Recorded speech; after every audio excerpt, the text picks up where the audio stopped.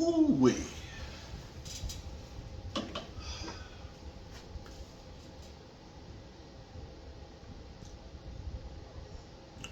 What's up, good people? Mark Holmes here, and as always, I want to say thank you all for watching, commenting, subscribing, and being part of the Joe Boo Sports Report.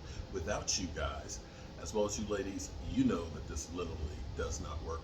Hope everybody's had a great day.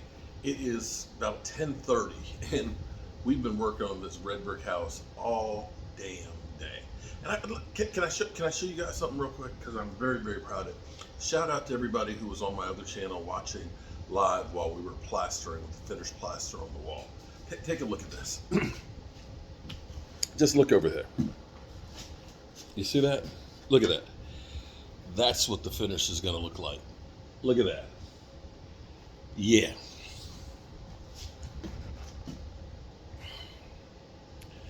You know, the funny thing is, I've been doing construction work since I was about 8 years old. When I helped my uncle, who's a carpenter, we added on to my parents' house because they needed more space. The funny thing about construction work is most people who aren't doing construction work don't understand like where a project may be. Everybody who does construction work, you know, if you're building a house, getting the electrical, the plumbing, the HVAC, all the stuff that goes on behind the 2x4s, behind the drywall, is where all the real work is. Once you get all that stuff done and inspected, the finished part of it is actually pretty quick. Especially if it's a new house, not when it's an old house and you're dealing with plaster and all that, but be that as it may. So many times I've been doing jobs and we're rolling and everything else, we got the electrical pass and blah, blah, and if people come back and they look like, I don't see much getting done. But you come in and let's say there's 8 sheets of drywall been hung, just 8 sheets. All of a sudden people, oh my God, you guys are really rolling now. It's like the drywall, that's nothing in comparison to all the work that we've already done. And so when I've had people come through here, I had an older couple that came through, I think the day before yesterday. And she looked and she's like, oh my God, it's gonna be years before you're finished. It's like, no, actually, when I get the rest of this finished mud up here and put that up here and sand the floors, and put up the handrails, this space up here is done. It's done. The bedroom in there, once the tile is finished, we sand the floors and put the base molding on, and I've got to make 2 doors. The bedroom is done, and so on. It's actually not as much work as people think, because there's perception and then there's reality, and that's the difference. So I have to say that today I kind of got a little giddy because there was actually something going on with the Cowboys. I know it's been the no drama Dallas Cowboys team this year. Other than cutting Zeke Elliott, nothing has been anything that's been too crazy until today. Until you hear that Zach Martin out of nowhere is talking about holding out. And I kind of told you, here's the thing. He wants to get paid, and he probably sees that the Cowboys are talking about taking Terrence Steele, who's coming off an injury, and getting him a long-term deal. He's talking about $50+ million for him. He sees that. He sees that he's only getting $14 million, where the top guy at guard is $20.5 million. He's looking at it and saying, I have more Pro Bowls than holding penalties. And says, all this money is going around to people. Take care of a brother over here. Take care of this brother over here. So I understand completely, because football is one of those things that there's not a whole lot of commodity out there that you can buy. And the more scarce an item is, the more it costs. And Zach Martin, there ain't another Zach Martin out there. Just ain't. And if you're looking for a cheaper version, it ain't gonna be the same. So there's that. Now here's the problem for Zach Martin. Technically, the Cowboys don't have to do anything. They don't. They don't have to do anything. because the collective bargaining. I talked about this earlier. Can Zach Martin hold out? Yeah, he can hold out, but it's not going to help him because it's basically going to lose him game checks. I'm not talking about regular season holding out. I'm talking about each week of of training camp. You miss a preseason game week, even if you weren't going to play anyway, that's a weekly game check. Not a preseason check.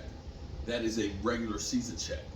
So you stand to lose if you hold out all of training camp 3 paydays. Yeah. Which is why you always hear about players talking about holding out, but you don't ever see him holding out. And then there's the rumor that's out there that the Cowboys are interested in Denzel Mims. And that the Jets, of course, and I don't know why teams say this, because they always say, we're looking for a trade partner, but if we can't trade him, we'll release him. Why would I trade for a guy that if you can't trade for him, you'll release? Why would I give up draft compensation when he could just be released?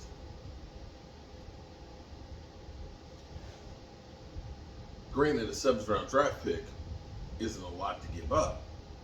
But you think about, we gave up a 5th for Brandon Cooks. Think about, D. Hopkins. They couldn't trade him, and they wanted to, because they wanted to trade him in some of his contract. They ended up cutting him. They tried to trade Dalvin Cook and couldn't, and ended up cutting him. What makes them think that, Denzel Mims, he's a hot commodity that teams can't live without? So don't think he's going to get traded. He may end up being a free agent, in which case,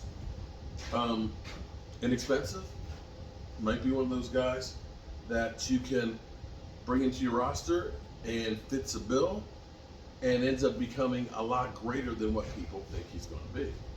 So I'm happy that the Cowboys, if this in fact is true, that the Cowboys are looking at bringing in other people, that they're not just sitting pat. And see, this is the difference between the Cowboys and the Eagles. Last year, we didn't bring in anybody. I mean, we brought in Anthony Barr, a guy on one leg, coming back from an ACL. This year, you've got Stephon Gilmore, you've got Brandon Cooks, and maybe Denzel Mims. They've gone out and gotten better players to add to the roster, but they haven't busted the bank to do it. You're talking about 2 5th-round picks, and one, I believe, was a compensatory pick to get those 2 guys on the roster. And you've got to like the fact that the Cowboys are trying to do more with this roster and this team to get better, that they're not sitting back and saying, we're good.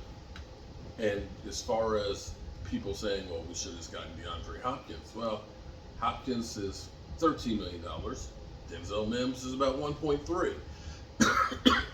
Mims is, 25. Hopkins is 30. Excuse me. I think I sucked in a bug. That's the difference between the 2 guys. So that's where we are. I'm happy that we've got some stuff going on. And I'm very happy that this place is really coming to life. It's crazy how much difference just doing that over there looks. Oh my God. I got the gutters on the front of the house. It's like every day, it's like a new little thing that just, boom, just changes the look of it. And I can't wait to get this thing finished. And it looks like I'm out of fire, so that means I'm out of time. So good people, thank everybody who's been in here supporting me with the live streams and everything else. And thank you guys for being a supporter of the Joe Boo Sports Support. Even you haters, thank you for helping the analytics, because you're always here. But remember, tell the people you love them, because you might not get the chance again. I love you guys. And God willing, I'll see you tomorrow. Peace.